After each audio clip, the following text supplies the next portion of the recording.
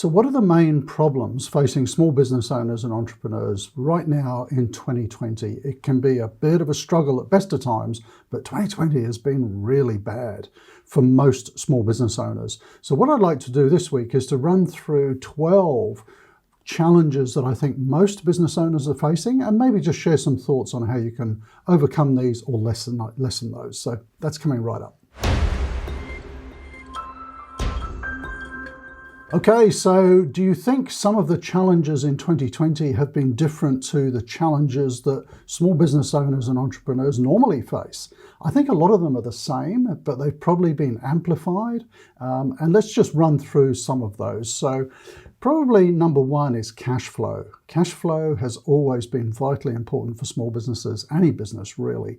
But when times are hard, you've really got to keep a much tighter rein on cash flow. So some of the things that you can be doing, of course, are to look at your own personal expenses. Are you able to draw less from the business? Look at some of the business expenses. Do you really need some of those things that traditionally maybe you've had? Cut down maybe on some of those monthly subscriptions for software or equipment. Office rentals, of course, some of that can be cut back. So really important, keep a very close eye on cash flow. And of course, what you should be doing is a long cash flow forecast. So in our business, we forecast out about 12 months. So I want to know before there's going to be a cash flow problem, well before, months ahead, so that we can do something to address it. So if you're not doing long-term cash flow forecasting, really get into that. Another thing that is obviously vitally important to the health and sustainability of your business is not just winning new customers, but keeping the customers you've got. So number two, keeping customers. Make sure that you're keeping in contact with them. Make sure that you're delivering the services at the quality that they're used to, or even ramping up the quality of the services so that they're not likely to go anywhere else. So keeping your customers absolutely essential. Really look after them when times are hard like this. Business processes. So sometimes when we're getting a little bit stressed out and things are a little bit crazy and maybe you're having to do many more things than you normally would, having clear business processes is really important. This aids not only delegation of tasks to other people in the business, if you have them, support staff, but it keeps you on track sometimes when you're a little bit tired and stressed out. So business processes for all of your key processes that are repetitive in the business, really important. Maintaining productivity. That kind of goes hand in hand with managing cost as well. So make sure that if you have other people in the business that they are being productive. What are they working on? Are they working on things that are going to help you bring in customers, deliver services? When times are tough, it's probably okay to put on the sidelines some of the nice to do tasks. You really got to keep focused on the high priority tasks, which is servicing customers and bringing in customers. So coupled with that, number five, I would say, is really keep up your marketing. It's interesting, way back in March 2020, when we knew that times were going to be tough this year, we started putting together, if you like, our crisis budgets, and we had 3 stages of budget. So if sales really started to drop off, we would go into stage 1, certain, cost cutting, then stage 2, stage 3. Stage 3 was kind of survival mode. Do you know one of the cost components that was never going to be cut in all 3 stages? And that was marketing. And a lot of people make that mistake. They try to reduce cost, and so they cut back on marketing. If your marketing is effective and your marketing spend is being spent in the right place, you should never ever reduce that when times are tough. We actually doubled our marketing budget in March, and we've been doing very well. So maintain your marketing.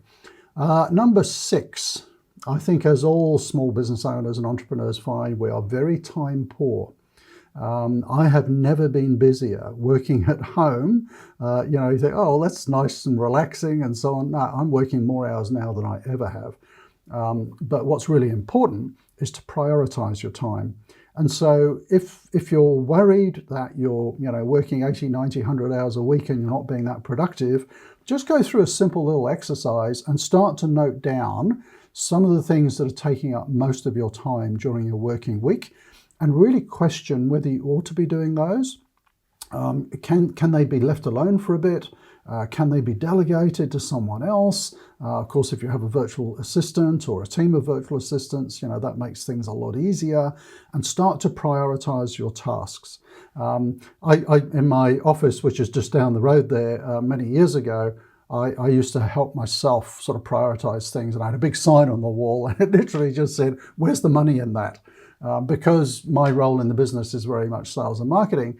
That was to keep me on track, because if I was frittering away my time on things that weren't helping me in terms of sales and marketing, I really had to question why I was doing them. So when you're being time poor, really be critical, maybe on a weekly basis, look at what you're spending your time on. Sustaining profitability, number 7.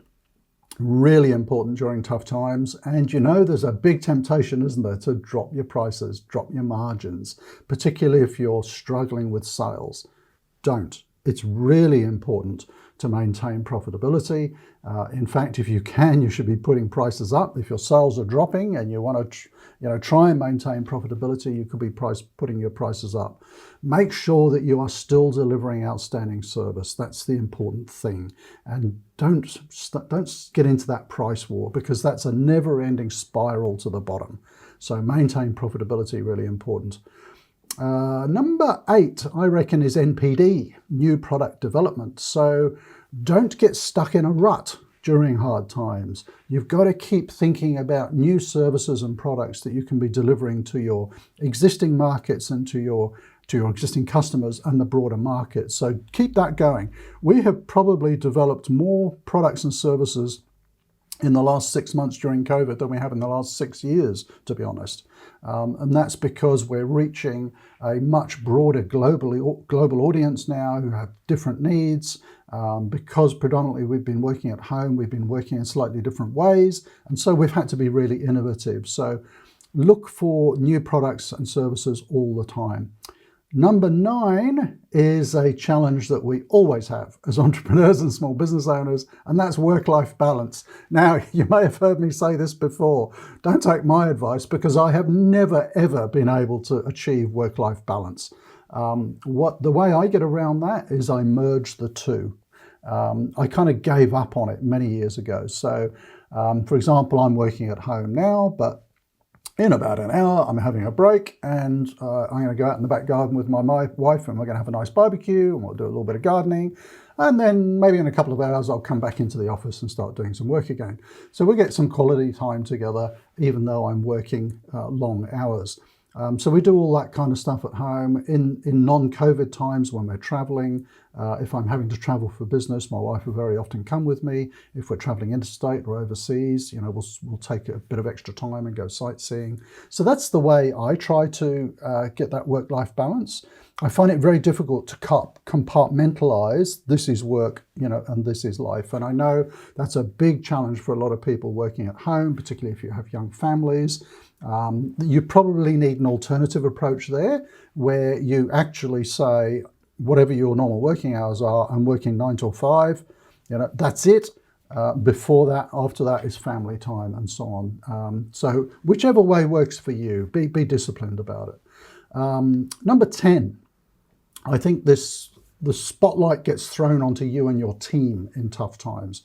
Do you have the right staff in your business, the right support staff? Is everybody being productive? Are they working on the right things? I'm not saying you're going to get rid of people, but make sure again that you have the right mix of people, the right skill sets, the right motivation to help you push the business forward, particularly in the sales and marketing sphere. And again, with virtual assistants, that can really help. Number 11, cost control. So this kind of goes hand in hand with the cash flow. Really keep a tight rein on all of your costs. Costs can be increasing year to year, so really question what you're spending costs on. Make sure that any investment that you're making is going to give you a good return. So don't go frittering money away. You should never be doing that in a business, but during tough times, those nice to have things, maybe they can wait. Spend money on the essentials, and for me, the essentials are good people that are going to help me deliver products and services to my clients and to push the business forward. Number 12, what do you think number 12 would be? Maintaining motivation. that can be really hard, particularly if you're the sole owner of a business. How do you do that? The stress can get up there, that, you get tired, you're trying to keep, depending on the size of your business, you're trying to keep everybody employed and look after all your customers. What I would say there is, don't kind of wallow in a sea of self-pity. That can be very easy. It's tough. If you're the owner of the business and you're sort of at the top of the pyramid, if you like, it can be very, very lonely. And depending on your business structure, it's very hard to maintain motivation. Whilst I'm the sole owner of my group of businesses, I have some senior staff in the business who kind of act like my partners. And that's really vital. We can have some good heart-to-heart discussions, and so they help keep me motivated, and vice versa.